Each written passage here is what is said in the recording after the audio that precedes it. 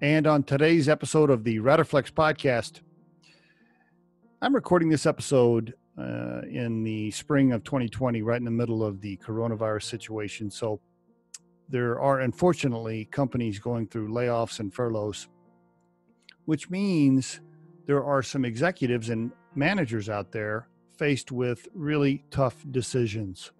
They're having to look at an employee list and decide who to keep and who goes. I can tell you from personal experience that that is a very stressful and tough thing to do. I've lived it. I lived it several times back in 08 and 09 when I ran a company myself, a $40 million company, and we had major layoffs. And in fact, I've had to do other waves of layoffs for various reasons in other companies I was involved with. It never gets easy. It's super stressful, super tough. In fact, even at the age of 52, I can tell you that I still have nightmares about it, bad dreams about it, and people that I think about that, I dealt with 10, 15 years ago. So it's super tough on everybody, the people being laid off and the people having to execute the layoff. Tough on everybody. So kind of a depressing topic, but I wanted to throw out some tips on executing layoffs if, in fact, you're one of those managers or supervisors having to deal with this situation right now.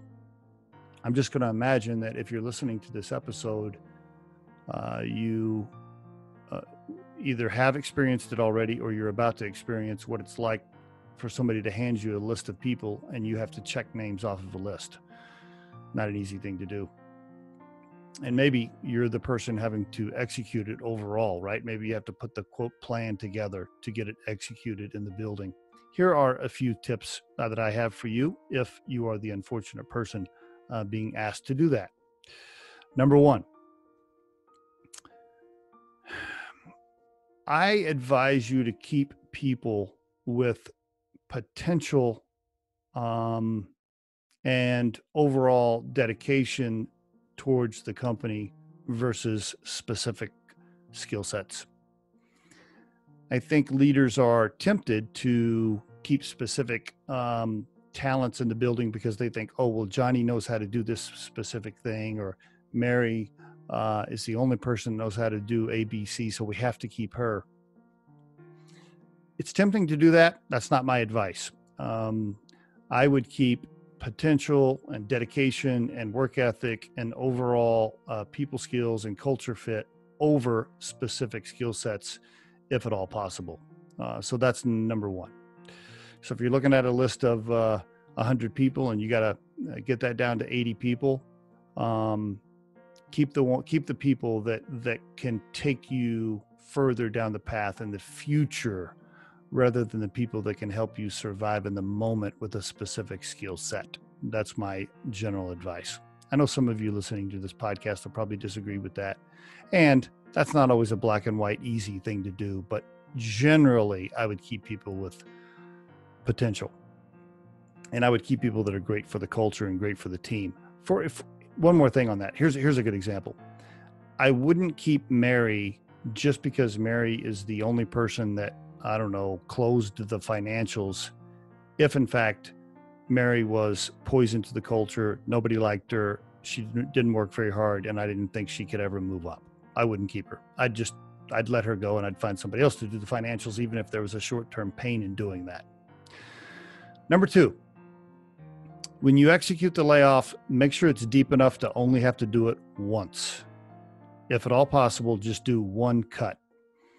I think a lot of times it can be tempting to go, well, okay, let's cut 20 people and hope that, it gets better. And if we have to, we'll cut 20 more in 3 weeks. The more times you have to cut, the more scared and paranoid the troops will be. What you want to do is be able to cut one time and be done.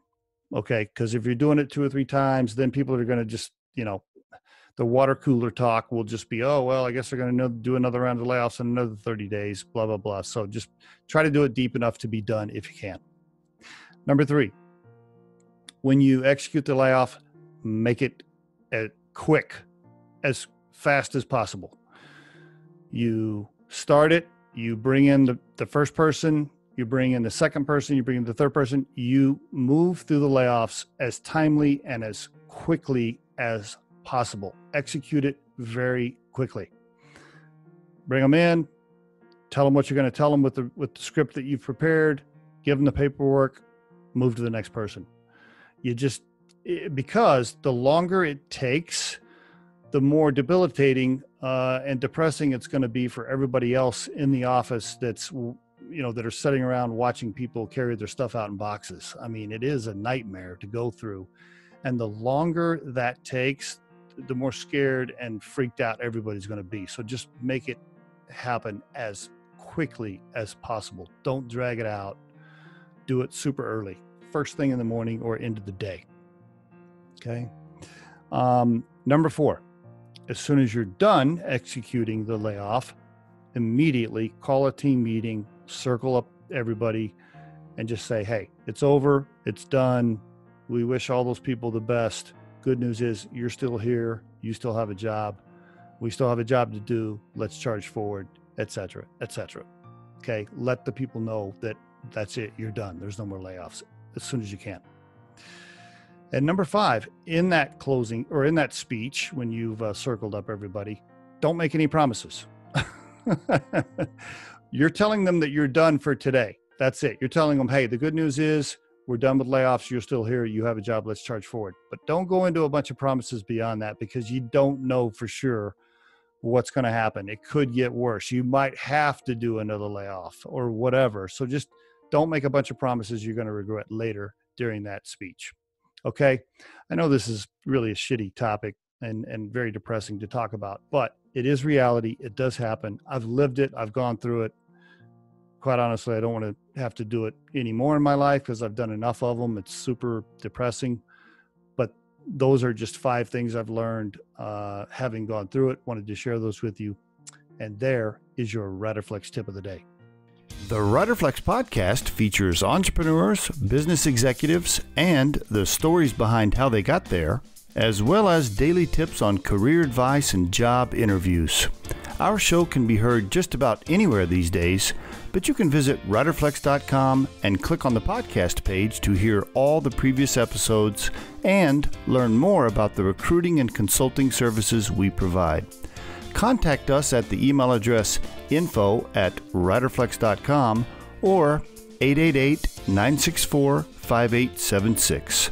Thanks so much for listening, and if you enjoy our show, please be sure to subscribe to our channel and like the episodes.